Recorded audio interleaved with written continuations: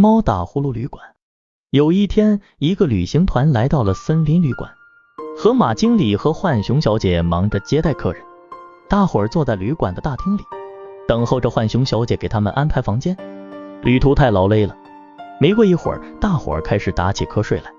漂亮的松鼠小姐头朝前一冲一颠的，犀牛太太倚着墙睡得很沉，两只小白兔头靠在一起也睡着了。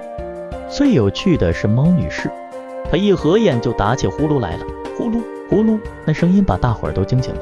松鼠小姐吃了一惊，她说只有老爷爷才会打呼噜，怎妖女士也打起呼噜来了呢？欢太太也奇怪地说，女士的呼噜打得这么响，我也是头一回听到。浣熊小姐开始分房间了，松鼠小姐第一个喊叫起来，我不愿意和猫女士一起住，她的呼噜会闹得我整夜睡不着的。两只小兔子也摇头说，我们不想和猫女士住在一起，听见她的呼噜，我们还以为是老虎来了呢。欢先生和欢太太也说，我们喜欢安静，不喜欢别人来惊扰，请把猫女士分得离我们远一点。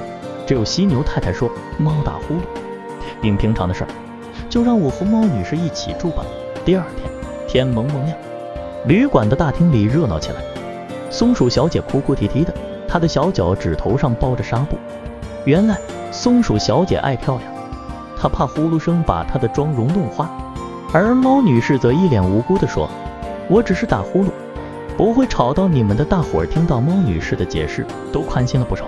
过了几天，猫女士因为身体不舒服没有来旅馆，大伙儿都很想念她。